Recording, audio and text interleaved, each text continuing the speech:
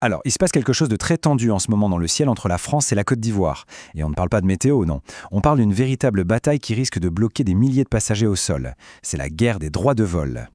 La question qu'on se pose tous, c'est comment en est-on arrivé là? Pourquoi cette ligne Paris-Abidjan si importante est-elle menacée de suspension? Qu'est-ce qui se passe exactement? Eh bien, tout ça arrive au pire moment. On est juste avant le début de la saison d'hiver, un moment clé pour le trafic aérien, et les négociations sont complètement bloquées. La menace, elle est bien réelle. Si rien ne bouge, les avions ne décolleront tout simplement pas. Allez, on rentre dans le cœur du sujet. Il faut bien comprendre que ce conflit, il ne sort pas de nulle part. Non, c'est le résultat d'un déséquilibre qui dure depuis longtemps. Un vrai bras de fer où on parle de chiffres, bien sûr, mais surtout de principes et d'équité. Et ce principe, le voilà, la réciprocité. C'est le mot-clé de toute cette affaire. L'idée est toute simple en fait. La Côte d'Ivoire dit « Écoutez, si vos compagnies ont un certain nombre de vols, les nôtres doivent avoir le même nombre. » C'est ça, la ligne rouge fixée par Abidjan. Pas plus compliqué. Regardons les chiffres, c'est là que tout se joue. D'un côté, on a la proposition française, 21 vols pour les compagnies françaises et seulement 7 pour Air Côte d'Ivoire. Un rapport de 3 contre 1 en gros. Et de l'autre côté, la demande ivoirienne qui est très claire, c'est 14 vols pour tout le monde. Un équilibre parfait, 50-50. Visuellement, c'est encore plus parlant. On voit bien cette différence énorme. La barre des transporteurs français est 3 fois plus haute, 21 vols contre 7. C'est cette asymétrie, ce déséquilibre flagrant qui est au cœur du blocage aujourd'hui. Alors forcément, en face, la réaction ne s'est pas fait attendre. La Côte d'Ivoire a jugé cette proposition inacceptable. Du coup, leur réponse a été très simple et très directe. Ils ont refusé d'approuver les programmes de vol d'hiver d'Air France et de Corsair. Le message est on ne peut plus clair. La réciprocité, ce n'est pas une option, c'est une exigence. Mais pour vraiment comprendre pourquoi la Côte d'Ivoire est si ferme sur sa position, il faut prendre un peu de recul. Parce que cette histoire, ce n'est pas juste un désaccord commercial ponctuel. C'est en fait le point culminant de quelque chose de beaucoup plus profond, d'une histoire bien plus longue. En fait, ce bras de fer entre Paris et Abidjan, c'est un peu l'arbre qui cache la forêt. Ça met en lumière une réalité qui dure depuis des décennies. Le ciel africain, historiquement, a toujours été largement dominé par les compagnies aériennes étrangères.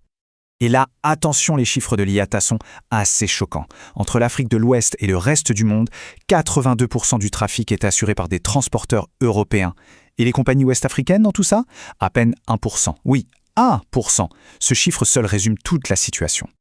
Et ce qui est fou, c'est que mi-octobre, il y a à peine quelques semaines, l'ambiance était totalement différente. Le patron de Corsair parlait de l'arrivée d'Air Côte d'Ivoire comme d'une émulation, quelque chose de positif qui allait stimuler le marché. Eh bien, cette belle émulation n'a pas duré longtemps. En l'espace de quelques jours, on est passé de la compétition saine à un véritable bras de fer. Une confrontation directe où, pour l'instant, personne ne veut lâcher. Alors, on peut se demander pourquoi une telle fermeté? Est-ce juste une question de fierté nationale? Non, pas seulement. Loin de là. Les enjeux sont en fait doubles. Ils sont économiques, bien sûr, mais ils sont aussi très symboliques. D'un côté, il y a cette volonté de corriger ce qui est vu comme une asymétrie historique, une sorte d'injustice. Et de l'autre, il y a une vision très pragmatique tournée vers l'avenir, l'envie de prendre sa part d'un gâteau, d'un marché qui est en pleine explosion. Et quand on parle d'un marché en explosion, les chiffres sont vertigineux. On parle de passer de 160 millions de passagers aujourd'hui en Afrique à plus de 345 millions d'ici 2043. C'est plus du double. On comprend mieux pourquoi la Côte d'Ivoire veut absolument sa part du gâteau. Et ce ne sont pas que des paroles en l'air. Air Côte d'Ivoire se donne les moyens. La compagnie modernise sa flotte. Elle vient d'acquérir un nouvel Airbus A330 Neo. Un deuxième est même attendu pour novembre. Bref, elle s'équipe pour être compétitive sur le long courrier et capter une plus grosse part de ce trafic international. On arrive donc au cœur du problème, à ce fameux principe qui pourrait bien tout changer.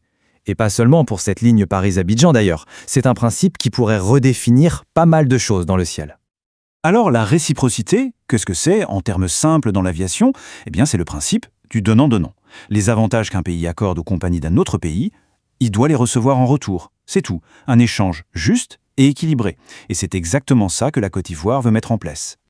On a donc deux camps, avec deux visions. D'un côté, la France et ses transporteurs qui s'appuient sur un accord qui date de 2016 pour dire « on continue comme avant », et de l'autre, la Côte d'Ivoire qui utilise son pouvoir de validation des plans de vol comme un levier pour imposer une règle simple et non négociable, 50-50. Et le temps presse, la saison d'hiver arrive à grands pas et la position d'Abidjan est on ne peut plus ferme. Pas d'équilibre, pas d'approbation. Autrement dit, sans accord sur le 50-50, aucun vol d'Air France ou de Corsair ne sera autorisé. La pression est maximale. Et ça nous amène à la question finale. Au fond, au-delà de ce cas précis entre Paris et Abidjan, est-ce qu'on n'est pas en train d'assister à quelque chose de plus grand? Le début d'une nouvelle ère peut-être, où les pays africains s'affirment et exigent une place plus juste dans la gestion de leur propre espace aérien? C'est une question qui reste ouverte et une affaire à suivre de très très près.